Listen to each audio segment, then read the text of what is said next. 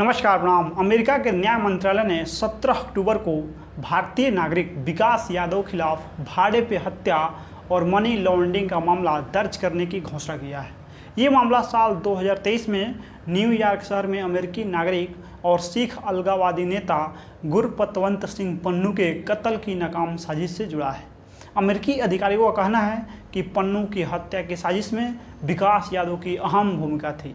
जहां अमेरिकी न्याय मंत्रालय ने विकास यादव को भारत सरकार का कर्मचारी बताया है, वहीं भारत ने कह चुका है कि विकास यादव अब भारत सरकार के कर्मचारी नहीं हैं। इस मामले में एक और भारतीय नागरिक निखिल गुप्ता पहले से ही अमेरिका हिरासत में है।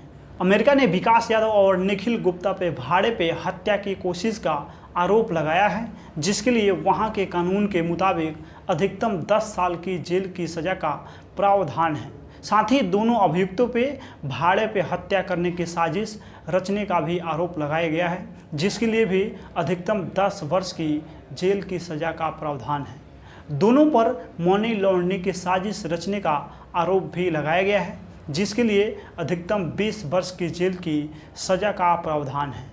आरोपी की घोषणा करते हुए अमेरिकी अटॉर्नी जनरल मेरिक बी गारलैंड ने कहा कि कोई भी व्यक्ति जो अमेरिकी नागरिकों को नुकसान पहुंचाने और चुप कराने की कोशिश करेगा, फिर चाहे वो किसी भी पद पे हो या सत्ता से कितनी भी निकटता रखता हो, उसे न्याय मंत्रालय जवाबदेह ठहराने की पूरी कोशिश करेगा। अमेरिकी अटॉर्नी डेमियन विलियम्स ने कहा, पिछले साल इस कार्यालय ने निखिल गुप्ता पे अमेरिकी धरती पे भारतीय मूल के एक अमेरिकी नागरिक की हत्या की साजिश रचने का आरोप लगाया था। लेकिन जैसा कि आरोप लगाया गया है कि निखिल गुप्ता ने अकेले काम नहीं किया है, आज हम एक भारतीय सरकारी कर्मचारी विकास यादव के खिलाफ आरोपों की घोषणा करते हैं, जिन्होंने भारत से साजिश रची और निखिल गुप्ता को पीड़ित की हत्या के लिए एक हत्यारे को नियुक्त करने का निर्देश दिया।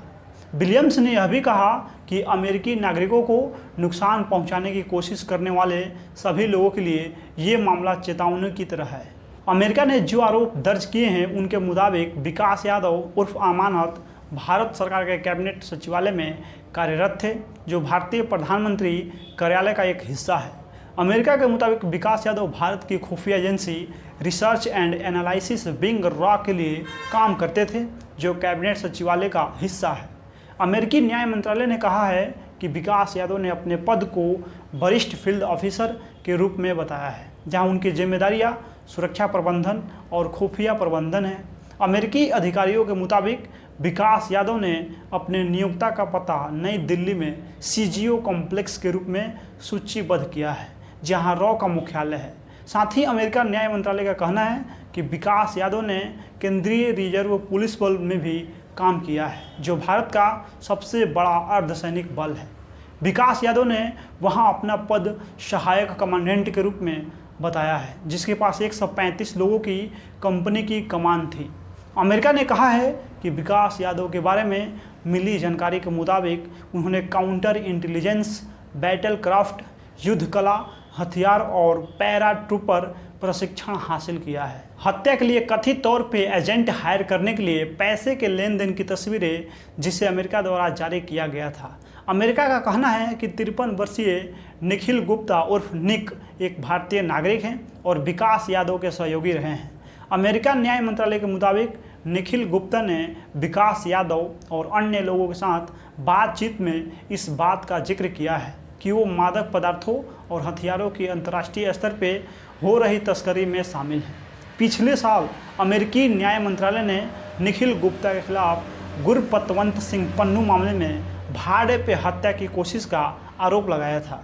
30 जून 2023 को निखिल गुप्ता को चेक गणराज्य के अधिकारियों ने गिरफ्तार कर लिया। इसके बाद अमेरिका और चेक गणराज्य के बीच द्विपक्षीय प्रत्यर्पण संधि के तहत अमेरिका को सौंप दिया था। विकास यादव और निखिल गुप्ता के बीच क्या कनेक्शन है? देखिए, अमेरिका न्याय मंत्रालय का कहना है कि मई 2023 में विकास यादव ने अमेरिका में गुरपतवंत सिंह पन्नू की हत्या की साजिश रचने के लिए निखिल गुप्ता को भर्ती किया। विकास यादव के निर्देश पे निखिल गुप्ता ने पन्नू की हत्या के लिए एक हिटमैन को भर्ती करने के लिए एक ऐसे व्यक्ति से संपर्क किया जिसके बारे में निखिल गुप्ता को लगता था कि वह एक आपराधिक सहयोगी है, लेकिन असलियत में वो अमेरिका के ड्रग एनफोर्समेंट एडमिनिस्ट्रेशन DEA के साथ काम करने वाला एक खुफिया एजेंट था। इस खुफिया एजेंट ने निखिल गुप्ता को एक कथित हिटमैन से मिलवाया जो असलियत में DEA का अंडरकवर अधिकारी था। निखिल गुप्ता ने जो डील की उसके मुताबिक विकास यादव ने पन्नू की हत्या के लिए हिटमैन को 1 लाख अमेरिकी डॉलर का भुगतान करने पर हामी भरी। आरोपों के मुताबिक 9 जून 2023 को विकास यादव और निखिल गुप्ता ने एक सहयोगी से हत्या के लिए अग्रिम भुगतान के रूप में हिटमैन को 15,000 अमेरिकी डॉलर नकद देने की व्यवस्था की और ये पैसा विकास यादव के सहयोगी ने फिर मैनहट्टन में हिटमैन को दिया। अमेरिकी अधिकारियों का कहना है कि जून 2023 में हत्या की साजिश को आगे बढ़ाने के लिए विकास यादव ने निखिल गुप्ता को पन्नू के बारे में व्यक्तिगत जानकारी दी। इसमें न्यूयॉर्क शहर में पन्नू के घर का पता, उससे जुड़े फ़ोन नंबर और उसके दिन प्रतिदिन की गतिविधियों के बारे में विवरण शामिल था। निखिल गुप्ता ने ये जानकारियाँ हिटमैन को दे दी। अमेरिकी न्याय मंत्रालय के मुताबिक विकास यादव ने निखिल गुप्ता को हत्या की साजिश कैसे बढ़ रही है उस पर नियमित अपडेट देने को कहा। निखिल गुप्ता ने ये अपडेट और पन्नू की निगरानी के दौरान ली गई तस्वीरों को विकास यादव को भेज दिया। अमेरिका का दावा है कि निखिल गुप्ता ने हिटमैन को जल्द से जल्द हत्या को अंजाम देने के लिए कहा था, लेकिन साथ ही ये भी कहा था कि ये हत्या भारत के प्रधानमंत्री की अमेरिका की आधिकारिक राजकीय यात्रा के आसपास न किया जाए। प्रधानमंत्री नरेंद्र मोदी की अमेरिका यात्रा 20 जून 2023 के आसपास शुरू होने वाली थी। 18 जून 2023 को भारतीय प्रधानमंत्री की अमेरिका की राजकीय यात्रा से लगभग 2 दिन पहले नकाबपोश बंदूकधारियों ने कनाडा के ब्रिटिश कोलंबिया में एक सिख मंदिर के बाहर हरदीप सिंह निज्जर की हत्या कर दी। निज्जर को गुरपतवंत सिंह पन्नू का सहयोगी बताया जाता है और पन्नू की तरह ही सिख अलगाववादी आंदोलन का नेता और भारत सरकार का मुखर आलोचक थे। अमेरिकी अदालत में दर्ज किए गए आरोपों में कहा गया है कि 19 जून 2023 को निज्जर की हत्या के अगले दिन निखिल गुप्ता ने हिटमैन से कहा कि निज्जर भी लक्ष्य था और हमारे पास बहुत सारे लक्ष्य हैं। आरोपों के मुताबिक निखिल गुप्ता ने कहा कि निज्जर की हत्या के मद्देनजर पन्नू को मारने के लिए अब इंतजार करने की कोई ज़रूरत नहीं है। 20 जून 2023 को विकास यादव ने निखिल गुप्ता को पन्नू के बारे में एक समाचार लेख भेजा और एक संदेश दिया। अनिल त्रिगुणायत कई देशों में भारत के राजदूत रह चुके हैं। अनिल कहते हैं कि मुझे नहीं लगता कि इसका इस समय कोई सीधा असर होगा। दोनों देश जानते हैं कि इन घटनाओं से ज़्यादा मायने रखता है उनके बीच का बड़ा रिश्ता। अमेरिकी अच्छी तरह जानते हैं कि वे संप्रभुता के सिद्धांतों का इस्तेमाल कर आतंकवादियों, चरमपंथियों और अलगाववादियों को संरक्षण दे रहे हैं। इस पे आवाज़ उठानी होगी। ऐसा नहीं है कि अमेरिका एक बड़ी ताकत है तो आप कुछ भी कर सकते हैं और उन देशों की सुरक्षा चिंताओं को ध्यान में नहीं रखेंगे जो आपके दोस्त या रणनीतिक साझेदार हैं। उनका कहना है अगर हमारे पास क्षमता और योग्यता है और अगर हमारे पास रणनीतिक साझेदार हमारी सुरक्षा चिंताओं का ख्याल नहीं रख रहे हैं तो हमें खुद ही उनका ख्याल रखना चाहिए। लेकिन यह भारत की नीति नहीं है। साथ ही वे ये भी कहते हैं कि अमेरिका जैसे देश सिर्फ शक के आधार पर देशों पे बम गिराते हैं और उन्हें नष्ट कर देते हैं और फिर आप उम्मीद करते हैं कि दूसरे कुछ नहीं करेंगे। इस पूरे घटनाक्रम के चलते बड़ा सवाल यही है कि क्या भारत को विकास यादव को अमेरिका को सौंपना पड़ेगा। भारत और अमेरिका के बीच प्रत्यर्पण संधि साल 1997 में हुई थी। इस संधि के तहत ऐसा हो सकता है कि अमेरिका भारत से विकास यादव का प्रत्यर्पण करना चाहेगा। अनिल त्रिगुणायत कहते हैं यह सब इस बात पर निर्भर करता है कि अमेरिकी इस मामले में क्या करना चाहते हैं। अगर भारत सरकार ने उसके बारे में जानकारी साझा की है और कहा है कि वह अब सरकार के साथ नहीं है तो यह देखना होगा कि अमेरिकी इसे किस हद तक आगे बढ़ाना चाहते हैं और भारत किस हद तक झुकना चाहता है या नहीं। दोनों देशों के बीच प्रत्यर्पण संधि होने के बावजूद अमेरिका ने अतीत में 26/11 मुंबई हमले के दोषी डेविड कोलमैन हेडली को भारत को प्रत्यर्पित करने से इनकार कर दिया था, यानी लौटाने से इनकार कर दिया था। क्या विकास यादव के मामले में भारत भी ऐसा कर सकता है? खुफिया अधिकारियों से जुड़े ज़्यादातर मामलों में आपके पास सिस्टम के भीतर तंत्र उपलब्ध है और मुझे लगता है कि संरचना आपको ऐसा करने की अनुमति देती है।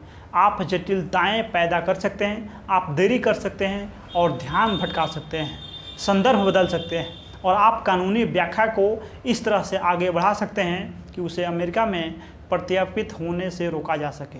चूँकि इस मामले में भारत ने बहुत जल्दी कहा कि वो जांच में मदद और सहयोग कर रहा है, इसीलिए इस मामले में दोनों देशों के बीच कोई खटास नहीं है। अमेरिकियों ने इसे स्वीकार किया है और कहा है कि वे संतुष्ट हैं। कनाडा के साथ चल रहे मामले के विपरीत यहाँ स्थिति काफ़ी अलग है। भारत ने कहा है कि वो इस मामले की जांच में अमेरिका का सहयोग कर रहा है और अमेरिकी ने कहा है कि वो अब तक मिले सहयोग से संतुष्ट है। गुरुवार को भारत के विदेश मंत्रालय के प्रवक्ता रणधीर जायसवाल ने विकास यादव का नाम लिए बिना कहा था कि अमेरिकी जस्टिस डिपार्टमेंट के अभियोग में जिस व्यक्ति का नाम है वह अब भारत सरकार का कर्मचारी नहीं है। एक सवाल के जवाब में जायसवाल ने कहा था कि मैंने अभी पुष्टि की है कि हाँ, यह विशेष सज्जन वह भारत सरकार के ढांचे का हिस्सा नहीं है, वह कोई कर्मचारी नहीं है। इसके अलावा मेरे पास आपके साथ साझा करने के लिए कुछ भी नहीं है। जायसवाल ने यह भी बताया कि इस मामले से जुड़ी एक उच्च स्तरीय जांच समिति के सदस्य अमेरिका गए हैं। इस जांच समिति का गठन नवंबर 2023 में उन इनपुट्स की जांच करने के लिए किया गया था जो अमेरिका ने भारत के साथ साझा किए थे। जायसवाल ने कहा, हमने इन इनपुट्स को बहुत गंभीरता से लिया है और हम इस मामले पे अमेरिकी पक्ष के साथ जुड़े हुए हैं। उच्च स्तरीय समिति के 2 सदस्य वे वहाँ गए हैं और उन्होंने अमेरिका पक्ष के साथ बैठकें भी किया है। इसी साल सितंबर में गुरपतवंत सिंह पन्नू ने अमेरिका की एक अदालत में भारत सरकार, राष्ट्रीय सुरक्षा सलाहकार अजीत डोभाल और रॉ चीफ सामंत गोयल और अन्य लोगों के खिलाफ मुकदमा दायर किया था। इस मुकदमे में पन्नू ने भारत सरकार पर उनकी हत्या की कथित कोशिश का आरोप लगाया था और क्षतिपूर्ति की मांग की थी। अमेरिका अदालत ने मामले में नामजद लोगों को समन किया था। भारत के विदेश सचिव विक्रम मिस्त्री ने इसे पूरी तरह से अनुचित मामला बताया था और कहा था कि पन्नू के बारे में ये बात साफ है कि वो एक गैर कानूनी संगठन से जुड़े हुए हैं। बाकी इस वीडियो में आप विकास यादव के बारे में क्या जानते हैं, अपना प्रतिक्रिया दे दीजिए इस वीडियो में। मिलते हैं अगला वीडियो में। बहुत बहुत धन्यवाद।